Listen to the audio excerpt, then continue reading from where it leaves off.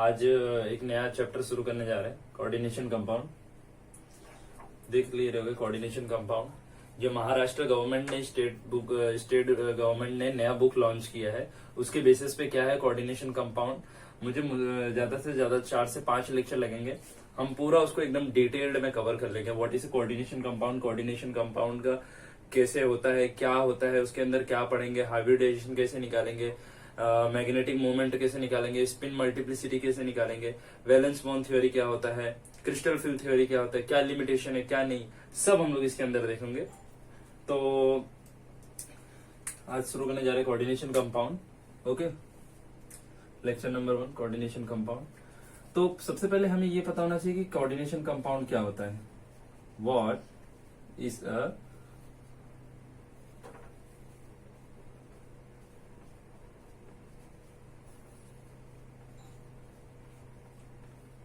What is the coordination compound. हमें ये पता होना चाहिए कि कोऑर्डिनेशन कंपाउंड क्या होता है। सबसे पहले हमारे अंदर ये क्वेश्चन मार्क आना चाहिए कि what is the coordination compound. So you know that कि the compound which form between Lewis acid and Lewis base, वो कंपाउंड जो लुइस एसिड और लुइस बेस के बीच में फॉर्म करता है थ्रू अ कोऑर्डिनेट बॉन्ड,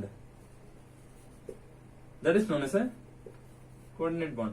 अभी कोऑर्डिनेट बॉन्ड कोऑर्डिनेट बॉन्ड बहुत थोड़ा सा कंफ्यूजन जैसा लगता रहेगा कि क्या है एक्चुअली कोऑर्डिनेशन कंपाउंड, क्या है कोऑर्डिनेशन कंपाउंड, उसी को हम लोग कोऑर्डिनेशन कंपाउंड बोलते हैं। एक ऐसा कंपाउंड जो कि लुइस एसिड और लुइस बेस के बीच में बनता है कोऑर्डिनेशन बॉन्ड के थ्रू, उसी को कोऑर्डिनेशन कंपाउंड बोलते हैं। तो चलिए आइए देखते हैं। ये तो था इसका नॉर्मल डेफिनेशन। अभी डेफिनेशन के बाद ये एक्चुअली होता क्या है वो देखते हैं। So shall we read it. Okay,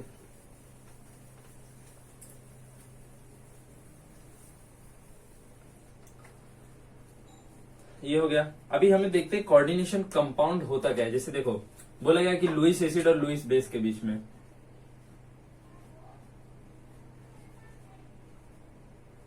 Louis acid क्या होता है?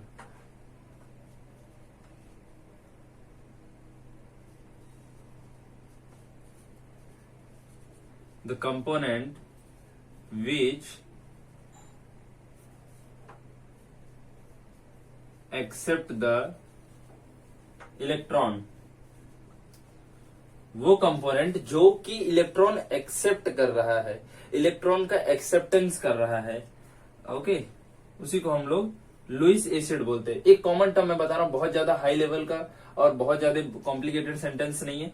जो कंपाउंड इलेक्ट्रॉन को अपने पास एक्सेप्ट करता है उसे हम लोग लुइस एसिड बोलते हैं। अब देखिए कि वही कंपाउंड एक्सेप्ट कर पाएगा जिसके पास इलेक्ट्रॉन का डेफिशिएंस होगा। ओके, तो इसको हम लोग इलेक्ट्रॉन डेफिशिएंस कंपाउंड भी बोल सकते हैं। इलेक्ट्रॉन डेफिशिएंट कंपाउंड, वो कंपाउंड जिसके पास इलेक्ट्रॉन की डेफिशिएंसी है, उसके पास इलेक्ट्रॉन की कमी है, उसको ही हम लोग बोल सकते हैं कि वो लुइस एसिड है। ओके, तो उसके जैसे बहुत सब मेटल जितने भी मेटल हैं वो सब लुइस एसिड की तरह बिहेव करते हैं। किसकी तरह बिहेव करते हैं? लुइस एसिड की तरह बिहेव करते हैं। मोस्ट ऑफ मेटल मतलब कि मोस्ट ऑफ क्या, हर एक मेटल लुइस एसिड की तरह बिहेव करता है। एक्सेप्शनल को हमें नहीं पढ़ना है, बिकॉज हमें खाली नॉर्मली जानना है कि लुइस एसिड क्या होता है। उसके मैं कुछ एग्जांपल आपको दे देता हूं। आपको पता है कॉपर के ऊपर +2 चार्ज होता है, वो अपने 2 इलेक्ट्रॉन को डोनेट कर सकता है, समझ रहे हो। और जब उसके पास ऐसे, ये देखो वो डोनेट किया, कब किया, कैसे किया, वो सबसे अपने नहीं मतलब है। अभी इसके ऊपर पॉजिटिव चार्ज है, मतलब इसके पास इलेक्ट्रॉन की डिफिशियंसी है। ये किसी से 2 इलेक्ट्रॉन लेगा तब जाके इसका पूरा कंप्लीट होगा इलेक्ट्रॉन, समझ रहे हो। तो एक कॉपर हो गया। फेरस का अगर आप देखोगे तो फेरस के पास में 2 इलेक्ट्रॉन की उसके पास भी ऐसे रहता है। ऐसे ही Fe3+, समझ रहे हो? ऐसे बहुत सारे मेटल हैं, ओके, जो इस तरीके की प्रॉपर्टी शो करते हैं। तो ये कुछ एग्जांपल्स मैंने दे दिए। अभी लुईस बेस की बात करते हैं। सेम इसी का वाइस एंड वर्सा है।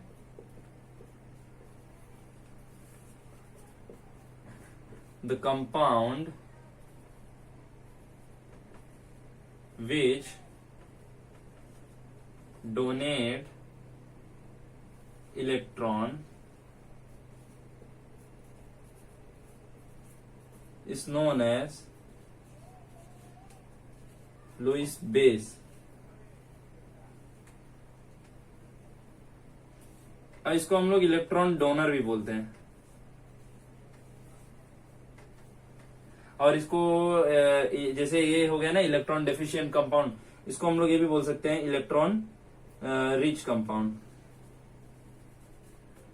उसके पास इलेक्ट्रॉन का भरमार है, उसके पास इलेक्ट्रॉन का भरमार है। तो ये हो गया हमारा लुईस बेस। लुईस बेस का हम लोग ने एग्जांपल भी देख लेते हैं, कुछ एग्जांपल 2-3 देख लेते हैं। वैसे तो जिसके ऊपर भी नेगेटिव चार्ज रहेगा, जैसे कि आपको एक एग्जांपल, ये आप सब जानते रहोगे, क्लोरीन Cl-, इसके पास एक इलेक्ट्रॉन ज्यादा है, वो किसी के पास जाएगा तो वो उसका सामने वाले का ऑक्टेट कंप्लीट करेगा, तो Cl हो गया। All hydrogens are electron Lewis base, okay. Electron rich होते हैं, उसके पास इलेक्ट्रॉन नेगेटिविटी ज्यादा होती है तो पहले से ही छीन के रखे रहते हैं, तो सब पे जिसके ऊपर भी नेगेटिव चार्ज रहेगा वो एक इलेक्ट्रॉन रिच कंपाउंड रहेंगे, और उसी को हम लोग लुईस बेस बोलते हैं। एक क्लोरीन हो गया, एक कार्बन मोनोक्साइड हो गया, और NO हो गया। ये सब जो है ना, ये सब हो गया लुईस बेस। अब आप देखिए, ये आपके बुक में तो कहीं दिया नहीं हुआ है कि लुईस एसिड क्या है, लुईस बेस क्या है। बस आपको पता होना चाहिए कि आप जो कंपाउंड बना रहे हो वो कैसे बन रहा है, समझ रहे हो? लुईस एसिड और लुईस बेस को मिलाकर के एक कोऑर्डिनेट कंपाउंड बनता है। तो सबसे पहले आपको लुईस एसिड और लुईस बेस का नॉलेज होना चाहिए, तो ये आप नोट कर लीजिए, स्क्रीनशॉट ले लो। तो सॉल्व भी रविट, ओके चलो।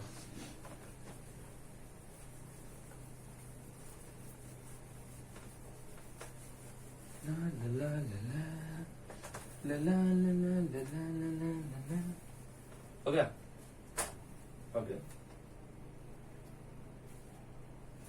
अभी आपको इतना कोऑर्डिनेट कंपाउंड मैंने बता दिया, ओके। अभी तो आगे हम लोग प्रोसीड करते हैं। अभी तक हमने देखा कि कोऑर्डिनेशन कंपाउंड क्या होता है, कैसे बनता है लुईस एसिड और लुईस बेस को मिला करके, ओके। अभी हम देखते हैं कि एक्चुअली कंपाउंड में लुईस एसिड और लुईस बेस बोल किसको रहे हैं, कंपाउंड बन कैसे रहा है।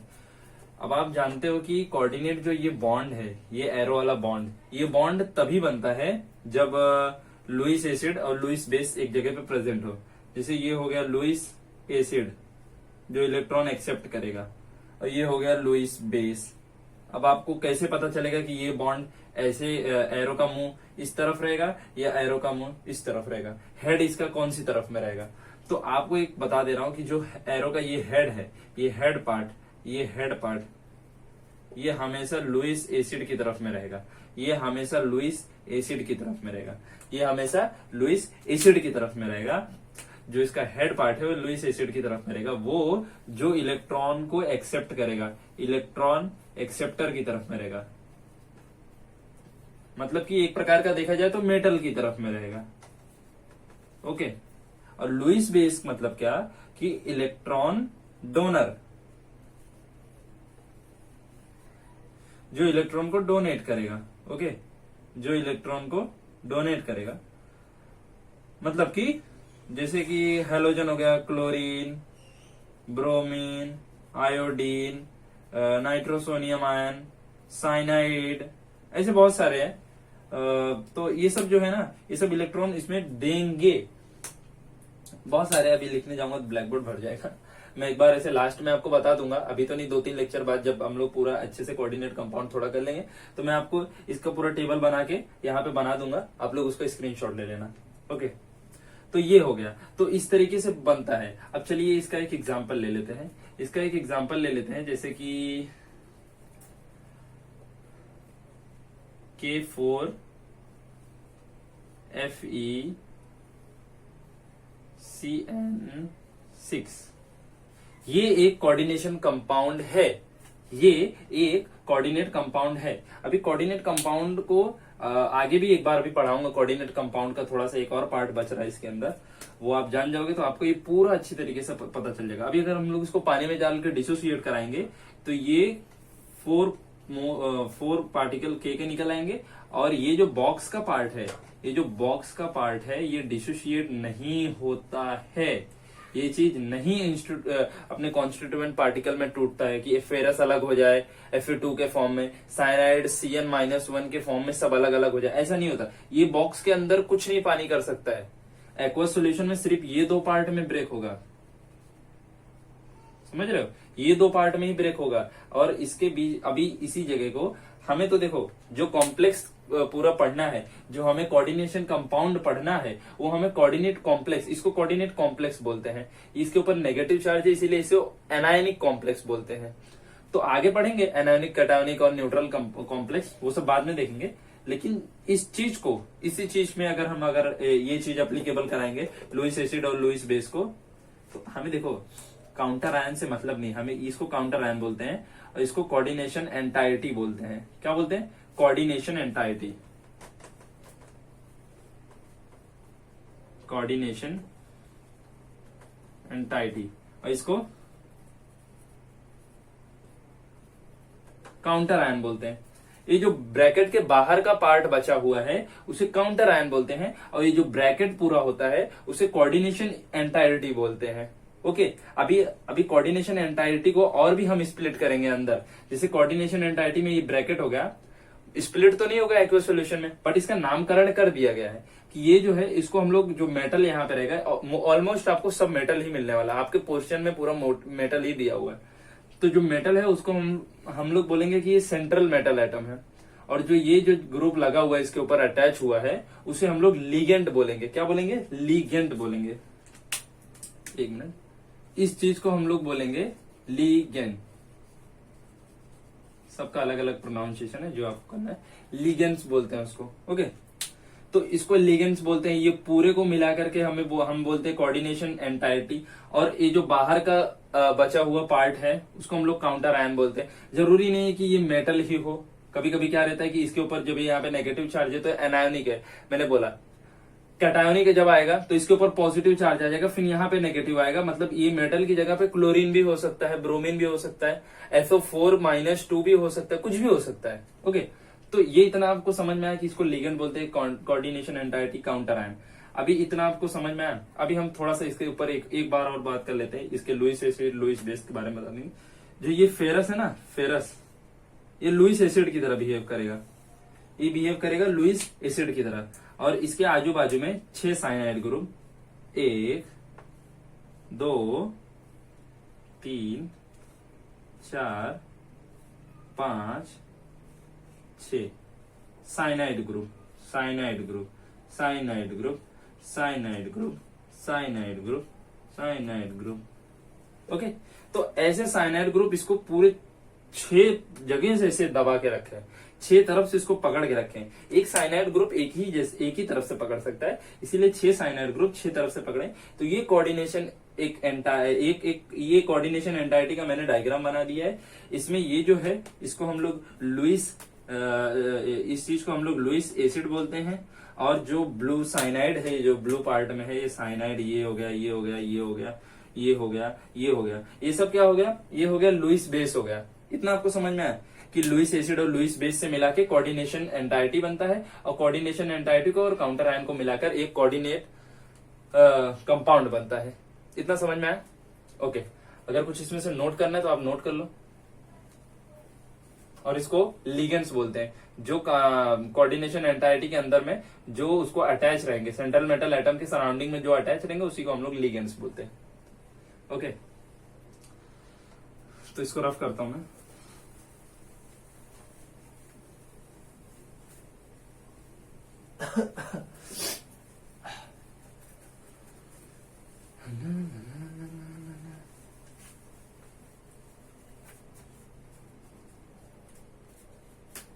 अभी इतना समझ में आया अभी एक छोटा सा एक टॉपिक और है, वो बता देता हूं पहले।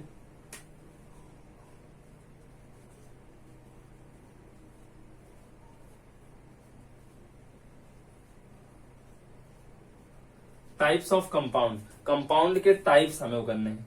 ओके, तो सबसे पहले आ जाता है simple salt.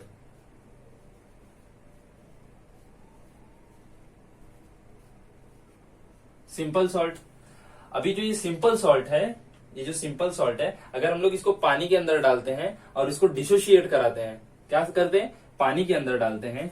If we taken a kind of a beaker, here it contain water, अगर हम इसके अंदर में कोई भी सिंपल सॉल्ट डालते हैं, फॉर एग्जाम्पल NaCl डालते हैं, तो हमें क्या मिलता है, Na+ मिलता है और Cl- मिलता है। ओके, हमने एक मोल डाला या फिर एक समझ लीजिए कि एक NaCl डाला, वो हमें क्या दे दिया, एक मोल Na दे दिया, एक मोल Cl दे दिया। ओके, वो अपने पूरे 100% डिसोसिएशन दिखा रहा है। इसने ये 100% डिसोसिएशन दिखाता है, 100% डिसोसिएशन दिखा रहा है, और कॉन्स्टिट्यूएंट पार्ट में वो अपना टूट जाता है, Na+ और Cl- के फॉर्म में वो टूट गया, स्प्लिट हो गया। तो हमें पूरे तरीके से ये डिसोसिएट हुआ, इसको 100% डिसोसिएशन बोलते हैं। तो सिंपल सॉल्ट वो सॉल्ट होता है जो एक कैटायन एक एनायन को मिला के बनता है, विच फॉर्म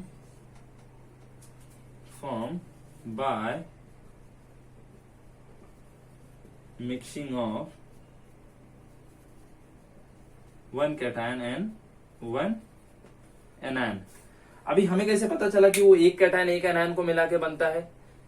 हमें भाई साहब पूरा दिख रहा है, इसके अंदर एक कैटायन है एक एनायन है, 100% डिसोसिएशन हुआ, NaCl इज सिंपल सॉल्ट। तो ये हमारा डाउट इधर क्लियर हो गया कि सिंपल सॉल्ट क्या होता है। सिंपल सॉल्ट आपको पता चल गया क्या होता है। ओके,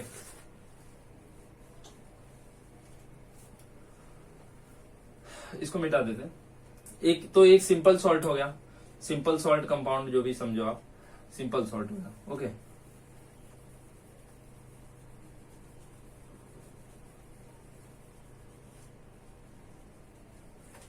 चलो वापिस से बना देंगे।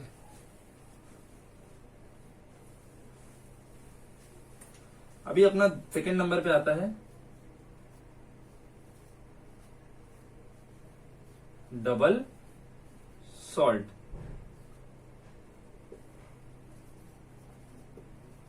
which consist of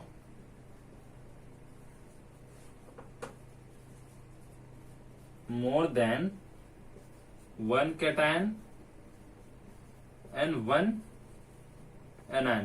एक ऐसा कंपाउंड जो कि एक कैटायन से ऐसा कंपाउंड जिसके अंदर एक से ज्यादा कैटायन हो और एक से ज्यादा एनायन हो, उसे हम डबल सॉल्ट बोलते हैं।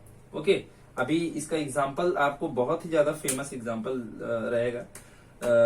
सबसे पहले आता है मोहर salt.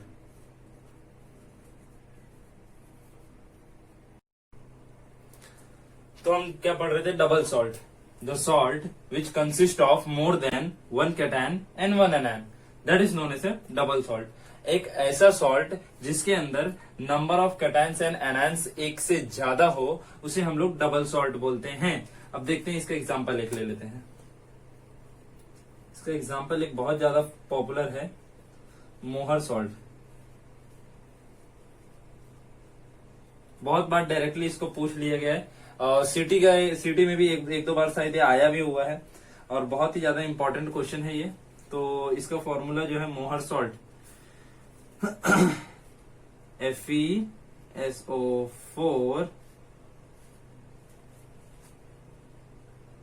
FeSO4 dot NH4 the whole twice SO4 dot 6H2O। इसके अंदर जो 6H2O है, इसको अगर आप प्रीवियस क्लास में देखे रहोगे तो इसे हम लोग वाटर ऑफ क्रिस्टलाइजेशन बोलते हैं। क्या बोलते हैं? Water of crystallisation.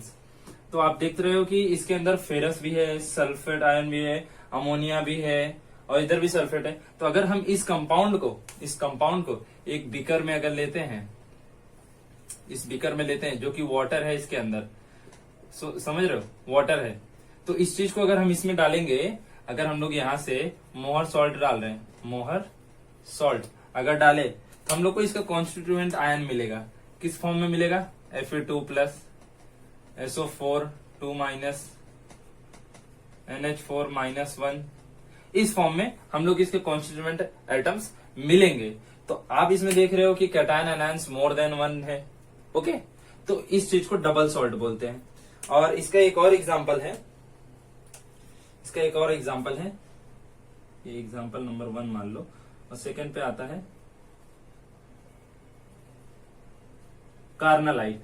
इसका फॉर्मूला होता है KCl डॉट MgCl2 6H2O। समझ रहे हो?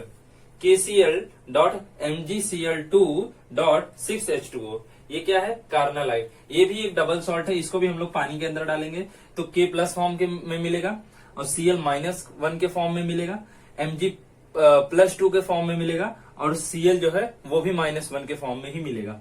तो अगर आप देख रहे हो तो ये भी एक तरीके का सॉल्ट है, इसको हम लोग कार्नालाइट बोलते हैं। बहुत ज्यादा इंपॉर्टेंट ये भी है, ये भी बहुत बार पूछा गया। और एक और आपके लिए थोड़ा सा और इम्पोर्टेंट है, वो है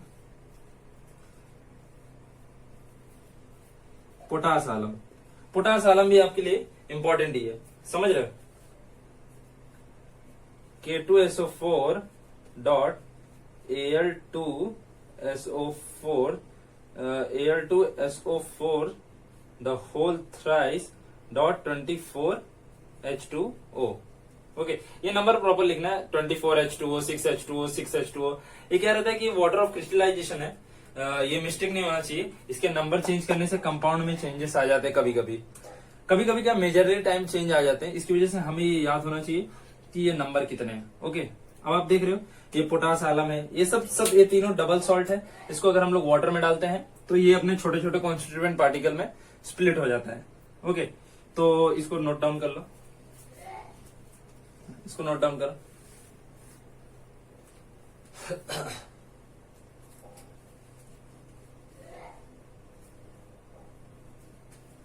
चलो अब पढ़ते हैं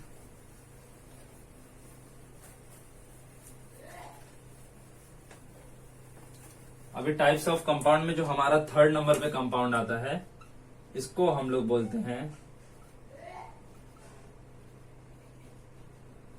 कोऑर्डिनेशन कंपाउंड, जो कि चैप्टर का नाम है। अगर कोऑर्डिनेशन कंपाउंड आया तो इसके अंदर कैटायन और एनायन का बहुत ज्यादा आपको डिटेलिंग नहीं पता रहेगा, क्योंकि और सब में तो फिक्स था कि जैसे डबल सॉल्ट हो गया उसके अंदर more than 1 cation more than 1 anion होगा, और ये जो कॉमन सॉल्ट था उसके अंदर में एक कैटायन एक एनायन था। लेकिन इस कोऑर्डिनेशन कंपाउंड में कंपाउंड के ऊपर डिपेंड करता है कि वो कितने कैटायन और कितने एनायन देंगे। हाँ, तो इसके लिए डेफिनेशन कुछ बहुत ज्यादा फिक्स नहीं है, और वो जो पढ़ाते हैं वो ठीक है, लेकिन इसके खाली आप एग्जांपल से याद रखो कि मैं 1-2 एग्जांपल आपको देके बता दे रहा हूं। K4FeCN6, ये है पोटेशियम फेरोसाइनाइड। क्या है? पोटेशियम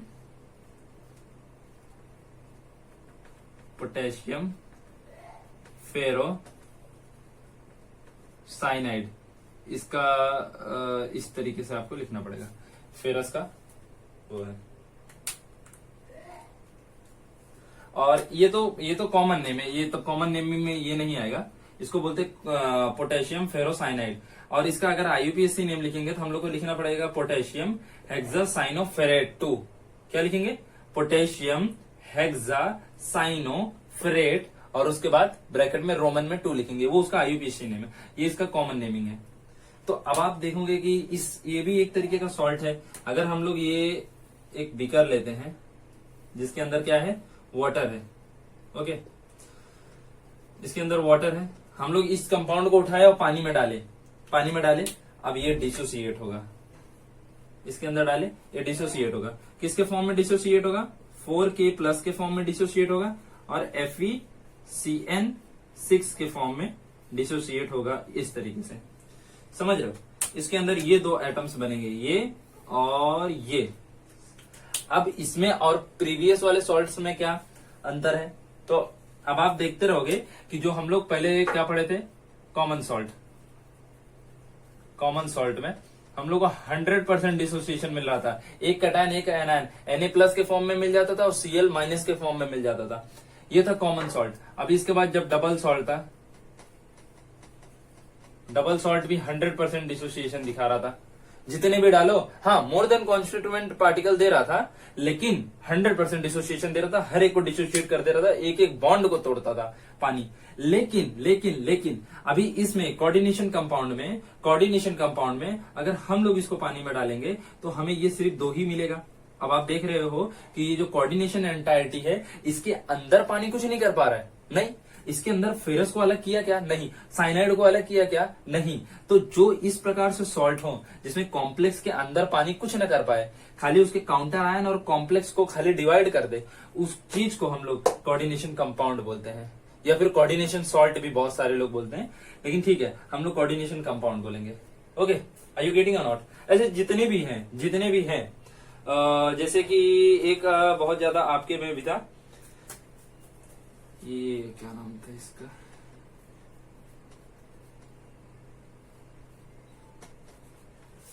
ये था, ये कैंसर में यूज होता है, इस कैंसर में यूज होता है, इसका नाम है सिस्पैटिन, PATIN, सिस्पैटिन, सॉरी।